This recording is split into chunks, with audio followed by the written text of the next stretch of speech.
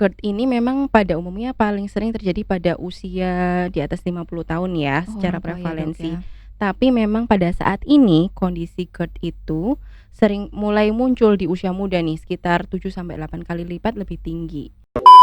GERD itu kan kita kan sudah paham nih tadi asam lambungnya kan naik ke atas. Biasanya gejalanya lebih ke dada terasa tidak nyaman, nyeri Mhm dada, dada terasa panas, seperti itu. Itu gejala mhm. khasnya dari GERD.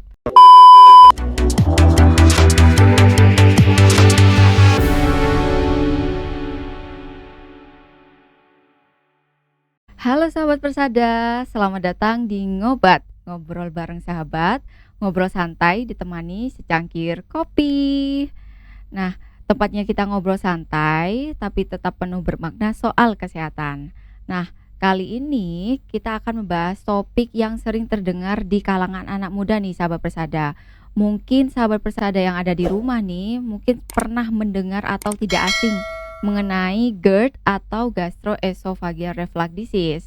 Nah, katanya nih penyakit ini menyerangnya pada orang tua, tapi beberapa akhir ini sering juga terjadi pada usia muda. Nah, penyebabnya apa karena stres atau memang kebanyakan kopi atau memang gaya hidup yang serba instan yang seperti sekarang ini?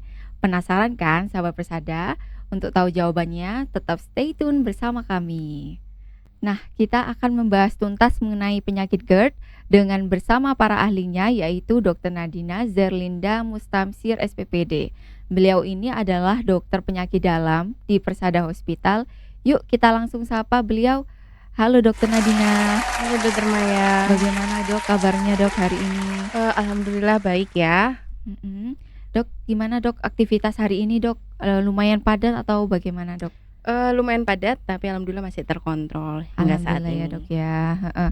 Dok sebelumnya terima kasih Dok sudah hadir di Mhm. podcast Ngobat dan menyempatkan waktunya untuk, membagikan ilmu juga kepada sahabat Persada yang ada di rumah Dok. Iya, sama-sama. Oke Dok. Nah kali ini kita akan membahas tentang penyakit GERD nih Dok. Nah memang, sahabat Persada ini juga sering bertanya, "Ini kapan nih, podcast tentang GERD nih dengan, dokter penyakit dalam?" Nah ini mungkin ada beberapa, sahabat Persada belum tahu nih Dok tentang penyakit GERD.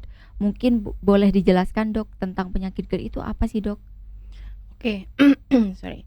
Penyakit GERD atau kita sering dengar, dengan istilahnya asam lambung naik ya, biasanya kalau pasien awam menyampaikannya. Mhm, Jadi GERD itu adalah singkatan dari gastroesophageal reflux disease, di mana gastro atau gaster itu adalah lambung, mhm. esophageal itu kerongkongan, reflux itu, kondisi di mana, asam lambung itu kembali naik, Oke gitu. Dok. Sehingga GERD itu adalah kondisi di mana asam lambung itu naik ke kerongkongan sehingga menimbulkan beberapa gejala pada pasien, Mhm. seperti Oh itu. seperti itu ya Dok ya. Jadi karena ada masuk keluarnya dari asam lambung dari lambung ya Dok ya, naik ke Iya. kerongkongan sehingga terjadilah GERD. Lalu apakah GERD ini juga sering terjadi pada usia muda nih Dok? Karena, sahabat Persada ini sering bertanya nih Dok, keluhannya kok saya mengeluh asam lambung atau disebut GERD? Mungkin bisa dijelaskan Dok? Oke, jadi kalau GERD ini memang pada umumnya paling sering terjadi pada usia di atas 50 tahun ya, Oh secara orang tua ya Dok ya? prevalensi.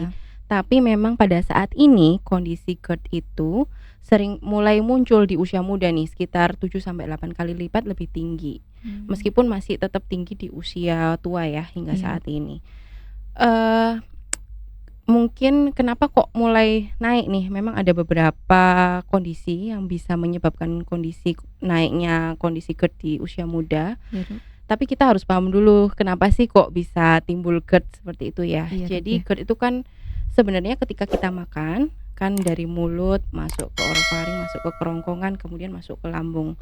Nah, ketika sudah dari kerongkongan masuk ke lambung itu ada, otot atau sfinkter atau katup yang dia akan membuka sebentar, kemudian dia menutup. Iya Dok. Sehingga harapannya itu, asam lambung yang diproduksi oleh lambung itu tidak refleks naik ke atas, sehingga Oh, menimbulkan rasa nyeri. betul Dok. Selain itu, ketika makanan itu masuk, ada gerak dari lambung yang harapannya atau motilitas lambung, yang Mhm. harapannya itu akan membantu supaya asam lambung itu tidak reflux naik ke atas, Oh gitu seperti ya Dok itu. ya? Nah, Sekarang, apa aja sih kondisi yang menyebabkan GERD itu macam-macam. Salah satunya itu Mhm. ada apabila terjadi kondisi obesitas, di Obesitas ya, mana Dok? obesitas itu terjadi, penumpukan lemak di perut, sehingga tekanan intraabdominal atau tekanan di dalam perut itu semakin tinggi, Iya, Dok? mengganggu pengosongan lambung, sehingga muncullah gejala GERD. Oh, iya, Nah, Dok. mungkin itu kaitannya dengan usia muda ya. Saat Usia ini muda kan, ya. usia muda angka obesitasnya mulai agak naik Meningkat ya, ya, Dok, meningkat ya? akhir-akhir ini. Betul, Nah, Dok. itu juga bisa menimbulkan resiko GERD pada anak muda, itu yang Oh, pertama. Kemudian yang kedua, eee, pola makan, pola hidup juga. Jadi, selain peningkatan tekanan intraabdominal atau mhm. peningkatan tekanan dalam perut, Iya, Dok. ada juga, beberapa makanan atau minuman yang bisa menyebabkan terjadinya, katup antara lambung dan kerongkongan ini Betul, Dok. menutupnya tidak sempurna atau Oh, melemahkan penutupan katup tersebut, sehingga ketika harusnya nutup, asam lambung itu ada resiko kembali naik ke ke atas. atas ya, Dok, Nah, ya? itu ada macam-macam tuh, Mhm. ada kopi, teh yang terlalu pekat, Oke, Dok. coklat, Betul. kemudian, makanan pedas, makanan asam, makanan berlemak, dan ada lagi ya macam-macam banyaklah. Oke, Terus Dok. makanan yang mengandung, karbonasi minuman ya, Oh, itu juga misalnya bisa ya, Dok, soda, ya? itu juga memicu munculnya GERD, seperti itu. Oke. Nah, ini sebenarnya, kalau sudah terkena GERD nih, Dok, misal nih, anak-anak ataupun anak-anak juga bisa ya, Dok, ya, terkena GERD? Iya, sebenarnya bisa menyerang semua usia, tapi secara Oh, prevalensi memang lebih tinggi pada usia di atas 50 tahun di sih, atas 50 mhm. tahun ya, Dok, ya. Jadi sahabat persada yang ada di rumah nih, GERD itu juga bisa menyerang di semua usia, yaitu anak-anak, kemudian usia muda, lalu usia di atas 50 tahun. Tapi kejadiannya memang sekarang bergeser ya, Dok, ya, sering Mhm. terjadi pada usia muda. Lah, kalau misalkan nih, Dok, kalau orang terkena GERD itu biasanya gejalanya seperti apa, Dok? Oke, kalau, GERD itu kan kita kan sudah paham nih tadi asam lambungnya kan naik ke atas. Biasanya gejalanya lebih ke dada terasa tidak nyaman, nyeri Mhm, dada, dada terasa panas, seperti itu. Itu gejala mhm. khasnya dari GERD. Oke, Tapi Dok. selain itu juga ada gejala lain sih, karena kan asam lambung itu, selain naik ke kerongkongan, dia bisa juga naik sampai ke, orofaring, tenggorokan, sampai ke saluran nafas ya, atau kita Oke, Dok. nyebutnya mikroaspirasi. Oh, Ketika terjadi gejala seperti itu, ada namanya gejala ekstraesofagus. oke, Jadi Dok. gejala di luar kerongkongan, misalnya batuk-batuk, sesak, Mhm. kemudian, kalau esofagus ada juga susah menelan, nyeri menelan, seperti itu. Oke, Dok. Malah gejala seperti mual gitu ya, tidak nyaman di ulu hati, itu lebih dominan untuk gejala gastritis atau MAH. Mah ya, Dok, ya. Meskipun pasien GERD pun juga bisa mengalami, seperti itu. Oke, Dok. Kembali lagi ke gejala GERD ya, Dok, ya. Nah, ini biasanya orang-orang tuh bilangnya, "Saya sakit MAH atau asam lambung." Berarti asam lambung, sakit MAH dengan GERD ini apakah sama ya, Dok, ya? Kalau secara mekanisme atau patofisiologi itu berbeda. Jadi kalau MAH atau gastritis itu, sekali lagi kalau udah nama gastritis berarti kan ada itis, berarti ada peradangan di lambung. Jadi Peradangan ada ya, Dok? iritasi di lapisan lambung. Lambung. Sehingga kalau dari gejala khasnya, kalau pasien gastritis tuh biasanya nyeri ulu hati, mual, Oke, Dok. kembung, kadang sampai muntah, Mhm. seperti itu. Tapi kalau GERD yang dominan tadi itu heartburn-nya atau Heartburn-nya ya, Dok? heeh, dada terasa panas dan nyeri dada. Jadi sebenarnya cukup berbeda. Tapi memang ketika terjadi gastritis, maka resiko GERD atau reflux atau asam lambung naik itu juga semakin lebih tinggi, Lebih tinggi seperti ya, itu. Dok, ya? Mhm. Oke, jadi gejala yang lebih dominan pada kasus GERD ini memang heartburn atau bahasa Indonesianya adalah seperti terbakar ya dadanya ya. Lalu, Dok, ini kadang kan nyeri dada juga sering terjadi pada usia muda dengan gejala Mhm. serangan jantung ya, Dok. Lalu bedanya gimana, Dok, cara membedakannya, Dok?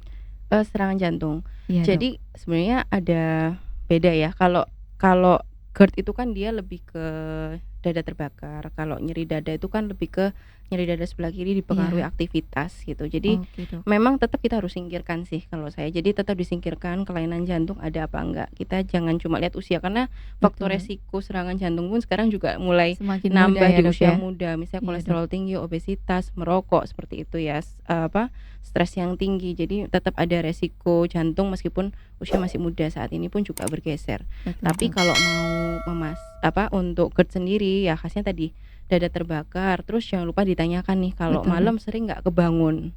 gitu. Mmm, Jadi karena, GERD itu kan asam lambungnya naik, betul, Dok. sehingga ketika posisi kita terlentang seringkali itu terasa dadanya semakin ampek gitu, semakin sesak Oke, karena, asam lambungnya semakin reflux semakin ke naik ya, Dok, atas, ya. heeh, Oke. Jadi gitu begitu. ya, sahabat Persada, gejalanya memang bervariasi tapi berhubungan dengan saluran cerna dan lebih dominan adalah heartburn. Oke, Dok. Nah, untuk penyebab utama nih, Dok, yang biasanya terjadi pada usia muda yang mengalami GERD ini kenapa, dokter? Tetap bervariasi sih kalau penyebab utamanya, tapi memang erat kaitannya beberapa pasien ya kalau kita Iya, Dok. lihat itu dari makanan. Jadi kayak sering minum kopi, Oh, makan pedes, itu juga itu biasanya memicu GERD. Cuma memicu harus GERD ya, Dok? diingat sih kan kadang pasien gini, "Berarti saya nggak boleh minum kopi dong seumur hidup?" Gitu ya. Iya, Dok, ya. Mungkin kita mulai dari melihat kondisi badan kita saat itu. Oke, Dok. Jadi yang minum kopi kan rata-rata yang tidurnya kurang Mmm, atau yang ngopi. Nah, 2 ini kan beresiko ya, udah iya. begadang minum kopi, makanya nggak teratur, sering nyenek malam, habis itu tambah ngerokok lagi, jadinya resiko GERD-nya jadi double-double. Oh, rokok itu juga bisa berpengaruh ya, Dok, Ya, ya, jadi ternyata? nikotin itu juga bisa Mhm, mempengaruhi tonus dari atau, apa namanya, katup katupnya ya, Dok? yang menutup antara kerongkongan dan lambung. Dia bisa melemahkan itu dan mengganggu Oh, motilitas lambung, sehingga rokok pun juga memicu kondisi GERD GERD. gitu. Jadi kalau misalnya memang, kopi ya, mungkin dicari waktu di mana kondisi badan tuh fit atau kondisi GERD-nya sudah benar-benar reda Reda. tanpa obat gitu ya, terus mulai pelan-pelan aja masuknya. Kalau misalnya pasien GERD pingin ngopi lagi gitu. Oke, Dok. Terus penyebab lain begadang juga bisa ya. Oh, bergadang ya, Dok, Begadang ya? itu kan erat kaitannya sama stres ya. Jadi badan kita Mhm. harusnya malam itu kan istirahat nih. Kita punya namanya siklus sirkadian. Oke, Dok. Jadi ketika malam itu biasanya badan kita rest, motilitas lambung itu ikut melambat supaya badan kita bisa istirahat. Oke, Dok. Nah, ketika begadang harusnya kita istirahat, kita buat bangun aktivitas, kadang ngemil, tambah ngopi, mungkin tambah rokok juga, Mhm, terus ada kondisi stres juga, badan merespon kita sebagai kondisi stres, mhm, sehingga terjadilah, gangguan pengosongan lambung karena aktivitas sarafnya tidak seimbang, satu, mhm. kemudian juga hormon kortisolnya meningkat sehingga terjadi iritasi dari lapisan Lapisan lambungnya lambung. ya, Jadi Dok? sebenarnya double-double tuh gitu. Mmm, Faktor resiko ya tetap harus kita cari. Nah, itu nanti kita bantu untuk, gimana nih enaknya terapinya gitu. Kalau ada obesitas, ya harus perubahan pola hidup, mulai olahraga, pola makan, ya jangan sampai terlalu kenyang. Itu, kalau bisa kita terapi secara holistik sih. Jadi nggak kita lihat oke. satu aspek aja. Jadi harus memang kita lihat, faktor risikonya Mhm, apa saja ya, Dok, ya. mhm, Kemudian, pengobatannya juga komprehensif, mhm. seperti itu ya, Dok, ya. Baik, sahabat Persada, sebelum kita lanjut, kita break dulu sebentar untuk menikmati kopi ngobat nih. Monggo, Dok, diminum dulu, Dok, Jadi kopinya. kalau misalnya, kondisi perut udah nggak enak, terus makannya telat, lagi stres berat gitu ya, biasanya saya kurangin ngopinya, Kurangin ngopi ya, Dok, heeh, ya. atau biasanya saya pemicu kalau habis minum obat-obat anti nyeri tuh lumayan tuh ngaruhnya, kalau Oke, habis minum Dok. obat anti nyeri tambah ngopi biasanya agak kumat Agak kumat ya, Dok, ya. lambungnya, heeh. Biasanya ngopinya pagi, siang, sore, malam, Dok? Tergantung kondisi, biasanya pagi, kalau pagi Pagi biasanya ya, Dok, ngopi, ya. mhm. Nah, ini kopi yang disarankan tuh berapa cangkir, Dok, sehari, Dok? Kalau sudah ada GERD, itu sebaiknya sih di-tapering ya, jadi pelan-pelan. Coba seperempat dulu, naik setengah gitu Iya, Dok. ya, kalau misalnya aman, ya paling nggak 1 hari sekali lah. 1 hari 1 Heeh, cangkir ya, Dok, heeh. ya. Oke, baik, Dok, kita lanjut ke pertanyaan selanjutnya ya. Nah, ini tadi sudah dibilang bahwa kebiasaan bergadang, kemudian minum kopi berlebihan, kemudian makanan pedas itu juga bisa memicu GERD ya, Dok, ya? Iya bisa, Bisa. Lalu, Dok, bagaimana dengan makanan yang santan-santan itu, Dok?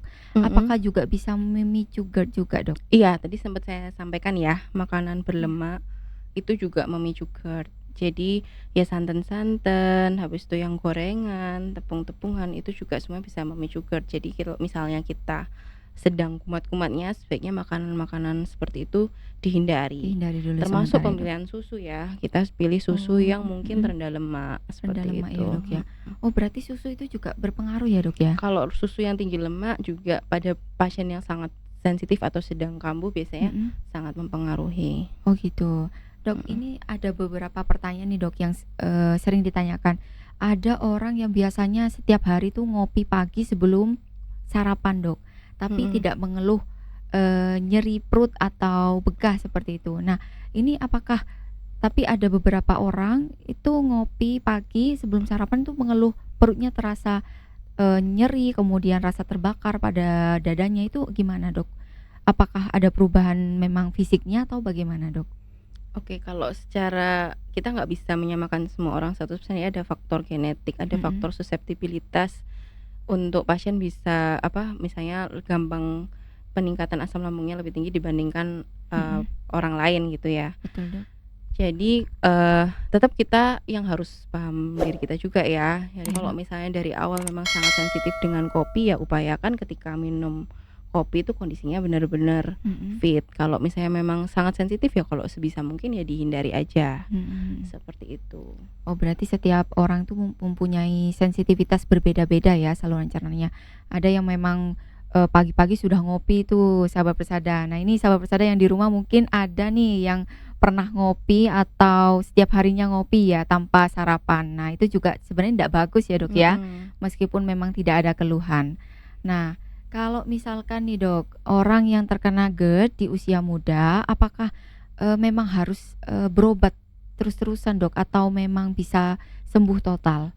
Oke, eee, GERD jadi sebenarnya kan asam lambung itu, eee ada fungsinya ya, bukan dia itu menyakiti tubuh kita. Jadi asam lambung itu kan fungsinya untuk mencerna makanan, habis itu menghancurkan bakteri yang masuk ya lewat mulut seperti Mhm. itu. Jadi yang kita jaga itu memang keseimbangannya.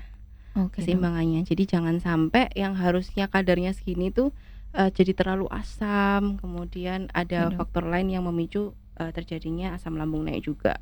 Oke, Dok. Nah, kalau sudah kena GERD, maka yang kita lakukan pertama adalah identifikasi apa sih ini penyebabnya gitu ya. Oke, Jangan Dok. sampai kita cuma ngelihat, terapi aja, tapi kita nggak identifikasi. Itu kan sama aja kita cuma, eee, cuma tidak menyelesaikan Memberikan masalah obat lah, ya, Dok, ya? cuma kita tembak terapi aja. Jadi tetap kita cari nih masalahnya apa. Oke, Kalau Dok. masalahnya seringkali itu yang pasien keluhkan ini, "Saya biasanya minum kopi aman aja nih Dok, tapi Iya, kok Dok. akhir-akhir ini kok jadi sering sakit?" Ternyata Sakit. digali-gali, "Oh kemarin habis minum obat radang." Kan Oh. kadang kita temukan pasien habis berobat itu dapat steroid gitu ya, habis Oh. minum obat radang, habis itu telat makan, habis itu Mhm. ketambahan kopi, akhirnya dia kumat terus, nyeri sekali. Nah pada Mhm. kondisi itu berarti mungkin kita netralkan dulu nih asamnya. Asamnya ya, Jadi Dok, ya? jangan sampai telat makan, jarak antar makan paling enggak 5 sampai 6 jam. Mhm. Kemudian makan dengan porsi kalau GERD ya, makan dengan porsi yang, jangan sampai bikin terlalu kenyang, begitu kenyang langsung stop. Oke, Dok. Minum juga jangan terlalu banyak karena nanti perutnya jadi terasa penuh. Penuh ya, Dok, Sela-sela itu ya? kasih snack, snack pun juga pengaruh. Jadi kita pilih yang tidak tinggi lemak tadi, tidak gorengan, tidak, UPF yang tidak ultra processed food, kemudian pilih Oke, Dok. buah-buahan yang aman, hindari yang bersifat Asam asam, ya, Dok, seperti ya? itu. Contohnya buah-buahan yang bersifat asam apa, Dok? Ini agak ya, ada yang bilang aman, bilang enggak. Jadi jeruk itu kan jelas asam ya, Iya, kemudian Dok. kalau lemon itu ada yang beberapa pasien itu efeknya enak di perut, tapi ada beberapa yang memperberat. Oke, Jadi Dok. setelah saya baca lagi memang sifatnya menetralkan ketika dimakan, tapi ketika masuk Oke. itu sifatnya masih asam. Jadi Mmm. kalau pas GERD-nya kumat sekali gitu ya, Mhm. saran saya sih tidak mengonsumsi lemon karena khawatirnya semakin memperberat kondisi GERD, dihindari dulu saja, seperti itu. Dihindari dulu ya, Dok, Pilih ya? aja yang aman kayak apel, seperti itu masih Apel. cenderung aman. Kalau pepaya sama alpukat itu aman juga, Dok? Aman masih nggak apa-apa. Aman ya, Dok, ya. Baik, Mhm, sahabat Persada juga harus menghindari ternyata buah-buahan itu tidak semuanya bisa dikonsumsi. Nah, mhm. ini buah-buahan seperti lemon, kemudian yang sifatnya asam itu perlu dihindari.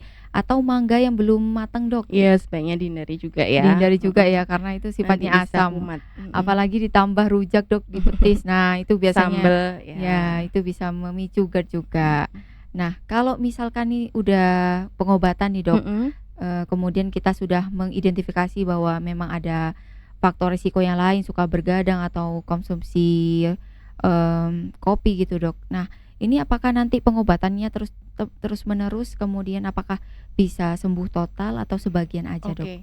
Jadi kalau sebagai dokter ya, kalau ada pasien GERD itu kan sebenarnya sangat umum terjadi ya. Oh Kayaknya iya hampir dok, semua orang itu pasti pernah mengalami GERD. betul dok, Saya yakin pasti rata-rata ke Halodoc dulu, iya minta dok, obat, begitu nggak membaik baru ke rumah sakit, ke internis atau ke dokter umum, biasanya kan seperti itu. iya dok. Yang penting kita tahu gejala alarmnya dulu. Jadi kalau misalnya sudah ada keluhan BAB darah, muntah darah, Mmm, BAB hitam, muntah darah, kemudian ada nyeri telan, gangguan menelan, penurunan berat badan sampai anemia, iya dok. maka itu sebaiknya langsung diperiksakan ke gastroenterologis untuk pemeriksaan Oh, endoskopi. oke dok, Tapi kalau misalnya dia masih gejala ringan masih khas nyeri dada, ada mual mungkin ya, mhm. kita biasanya trial dulu pakai obat kita ada namanya PPI test. Oh PPI Nah, test ya dok? kalau untuk sobat persada yang pingin lebih sebelum ke dokter nih pingin tahu ini GERD apa enggak ya, sebenarnya ada kuesionernya tuh namanya GERD-Q, itu Mhm, kalau skornya lebih dari 8 maka bisa kita, sugestif atau kemungkinan besar sih GERD.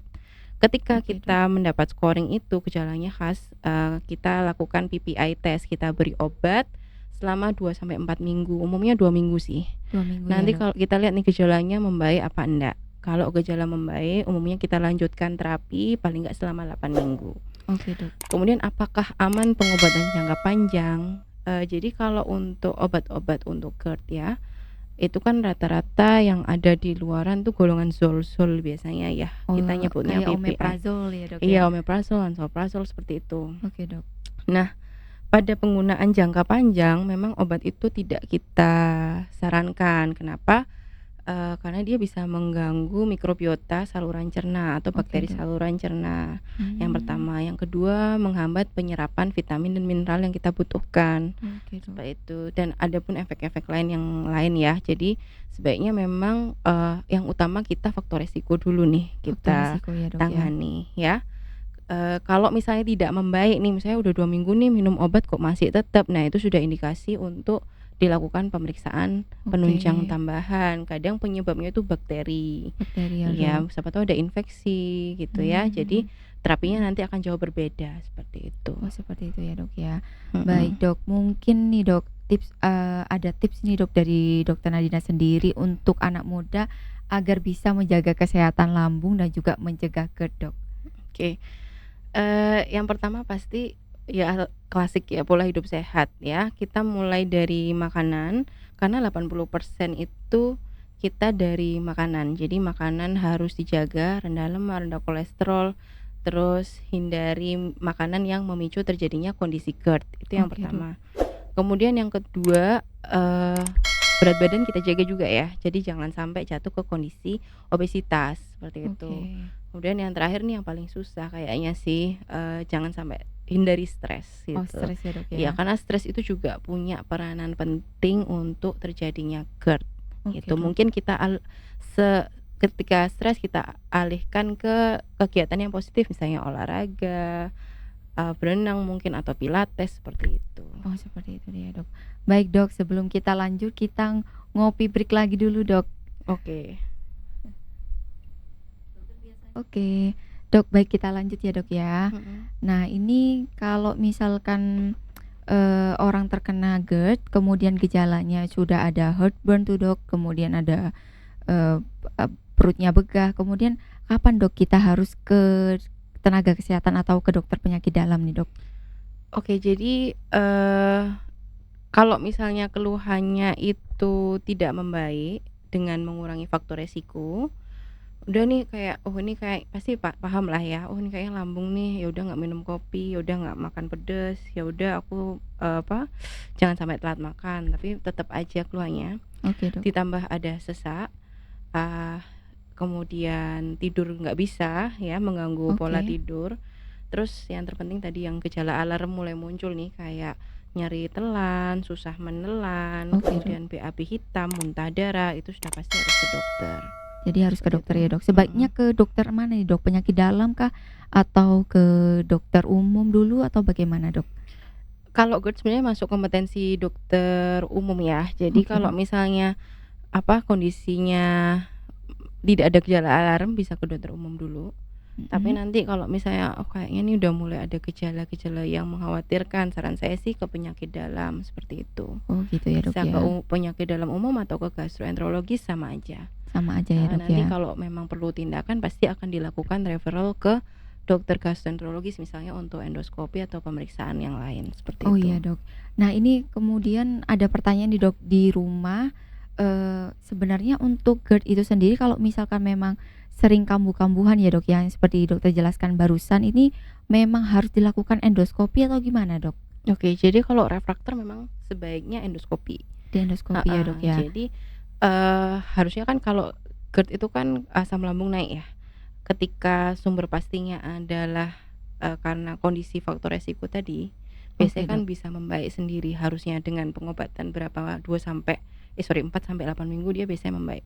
Tapi Oke, kalau Dok. sudah kita kasih obat terus menetap gitu ya, ya Mhm. memang sebaiknya dilakukan pemeriksaan penunjang seperti gastroskopi, untuk melihat Mhm. lapisan dari esofagus untuk memastikan nih nggak ada komplikasi satu, yang kedua Oke, Dok. apa ada kecurigaan ke arah infeksi gitu, apa kecurigaan lain misalnya, meskipun jarang ya, tumor Iya. seperti itu. Oh gitu ya, Dok. Jadi penyebabnya bisa macam-macam ya, Dok, ya? Mhm. Dan apakah di Persada Hospital nih ada endoskopi, Dok, untuk mendiagnosis Ada. GERD? Di Oh, sini, memang saya sebagai penyakit dalam umum, biasanya kalau pasien sudah nggak respon ya, itu betul. pasti langsung saya refer untuk endoskopi. Karena kan kita nggak mungkin nerapi terus gitu ya, tanpa kita pastikan nih ada ada penyebab lain ya, yang bikin dia GERD terus-menerus, seperti itu. Oke, Dok, ya. Jadi endoskopi ini juga penting ya, sahabat Persada, untuk mendiagnosis GERD, terutama GERD yang sering berulang, kemudian tidak, mempan dengan terapi pengobatan. Nah, kita harus tahu penyebabnya ini. Bisa jadi tadi penyebabnya salah satunya tumor ya, Dok, ya, tapi jarang sekali ya, Dok, Heeh, kejadiannya. mhm. Baik. Nah, selain itu, Dok, mungkin, ini kan sekarang di zaman sekarang ini Gen Z ya, Dok, bilangnya, Dok. Ada yang, lagi kuliah atau di akhir skripsi ya, Dok, atau memang anak muda yang sedang bekerja. Mungkin ini kan, faktor stres juga meningkat ya, Dok, ya, Mhm. terutama di daerah perkotaan nih, sahabat Persada. Mungkin, jam tidur yang sebaiknya itu yang disarankan itu biasanya berapa jam, Dok, setiap harinya? Oh, sekitar 6 sampai 7 jam ya, tapi sebenarnya sekarang itu, yang penting juga kualitas tidurnya ya, Oke, gitu. Dok. Jadi yang, apa namanya, ada yang bilang circadian rhythm itu ngaruh banget yang tadi saya sampaikan, tapi Heeh. juga ada studi yang bilang ternyata yang penting, kualitas tidurnya. Jadi kalau bisa sih, ya memang harus hindari stres ya, kalau bisa Betul. sebelum tidur kita upayakan suasananya nyaman, itu ya, kemudian, kondisi bersih, atau setelah olahraga kan lebih bagus lagi ya, Oh seperti iya, Dok. itu. Oh, berarti yang disarankan adalah 7 sampai 8 jam ya, sahabat Persada. Mhm. Jadi tidak ada lebih dari 8 jam itu tidak disarankan ya, Dok, ya, karena bisa memicu stres. Dan stres ini juga ada kaitannya sama GERD ya, Dok, ya. Mhm. Dan kalau misalkan orang gemuk tadi sudah disebut ya, Dok, bahwa orang gemuk ini juga risiko mengalami GERD. Lalu bagaimana, Dok, dengan orang yang berat badannya ideal atau berat badan yang kurus ini apa juga berisiko, Dok? Risiko semua, karena faktor resiko GERD kan tidak hanya berat badan, ada banyak faktor seperti itu. Oke, Jadi Dok. seperti yang tadi saya sampaikan ya, mekanismenya rata-rata itu antara gangguan motilitas usus, asam lambung yang sangat rendah atau asam Mhm. lambung yang pH lambungnya terlalu asam, Oke, Dok. atau ada gangguan di, katup antara kerongkongan dan lambung yang menyebabkan terjadinya asam lambung itu naik ke Naik atas, ke atas. gitu. Nah, kita breakdown satu-satu aja, oh dari makanan nggak ya? Makanannya apa nih? Berapa kali nih sehari? Sering makannya, pola makannya banyak banget bulking apa Mhm. gimana? Seperti itu. Oke, Dok. Kemudian kalau di, obat-obatan juga jangan lupa, ada konsumsi obat-obatan nggak ya yang sekiranya mempengaruhi, Betul, Dok. gitu. Ada stres nggak, gitu. Jadi, kita cari satu-satu. Jadi nggak melulu orang gemuk yang GERD gitu, Yang GERD malah ya, saya ya. seringnya orang kurus Orang yang ya, kurus ya, heeh, Dok, ya? iya, Oke, jadi akhir-akhir ini. nggak semuanya, penyebab GERD itu atau orang gemuk itu juga risiko, tapi Mhm. berat badan yang kurus atau berat badan ideal juga tetap berisiko ya, sahabat Persada. Nah, kadang juga ada yang mengeluh ini ya, Dok, ya, selain GERD juga ada hubungannya dengan gangguan cemas, Dok. Nah, itu Mhm. juga apa berpengaruh, Dok? Orang dengan sering panikan atau Mhm. sering cemas itu bisa memunculkan GERD, seperti itu? Bisa. Tapi bisa juga itu bagian dari psikosomatis. Jadi gejala karena kecemasan sehingga muncul gejala di lambung. Oke, Dok. Seringkali sih, nah ini biasanya juga sering terjadi ya. Jadi udah diperiksa, di endoskopi, Oke, Dok. semua lengkap ternyata nggak apa-apa, ternyata cemas. Itu juga cukup Oh, sering. Jadi makanya, kita harus menggali pasien memang ini beneran sakit apa ada cemasnya ya, gitu. Jadi oke, bisa Dok. murni karena cemasnya sendiri, Mhm. bisa gabungan. Cuma kita sebagai dokter ya kita harus benar-benar bisa memastikan nih benar-benar nggak ada kelainan organik baru kita mungkin lakukan pendekatan secara psikoterapi seperti Psikoterapi ya, itu. Dok, ya. Jadi Mhm, memang, gangguan cemas itu juga bisa memicu terjadinya GERD ya, sahabat Persada. mhm. Nah, tak terasa kita sudah membahas banyak sekali serba-serbi mengenai penyakit GERD atau gastroesophageal reflux disease. Seru sekali pembahasan hari ini ya, sahabat Persada. Nah, terima kasih Dokter Nadina telah memberikan ilmu juga kepada sahabat Persada yang ada di rumah. Nah, bila sahabat mengalami gejala seperti GERD, bisa langsung konsultasi dengan Dokter Nadina di Persada Hospital dengan cara menghubungi hotline di 0811 3058 8585 untuk konsultasi dengan beliau. Nah, dokter biasanya kalau di Persada Hospital biasanya hari apa aja, Dok? Oke, jadi saya di sini home doctor, jadi, praktek setiap Senin sampai dengan Sabtu, Oke, Dok. tapi lebih banyak prakteknya di hari Senin, Selasa, Oke. di jam 8 sampai jam 4 sore, Rabu, Oke, Dok. Kamis sampai dengan jam 3 sore, Oke, Dok. dan hari Sabtu sampai jam 11 siang, seperti itu. Seperti itu. Oke, Dok. Nah, dokter sebelum kita mengakhiri sesi ini, Dok, ada pesan khusus untuk sahabat Persada yang ada di rumah yang sedang menonton nih, Dok? Oke, jadi, alhamdulillah sih saat ini mulai banyak anak muda yang mulai sadar dengan kesehatan. Betul, Dok. Platformnya ada di mana-mana, kita mau olahraga juga sekarang gampang, Oke, cari Dok. tips untuk makan sehat juga gampang ya. Oke, Jadi Dok. tinggal menjalani apa aja ilmu yang sudah kita dapat ya, mudah-mudahan sih dengan adanya podcast dari Persada ini juga banyak membantu anak muda untuk Oke, Dok. lebih sadar akan kesehatan ya, Oke, Dok. gitu. Dan jangan lupa tetap kita jauhi stres ya, Dok, ya. Iya. Oke, Dok. Oke, kalau begitu kami tunggu kehadiran sahabat Persada di Persada Hospital. Sampai jumpa di podcast selanjutnya. Bye-bye.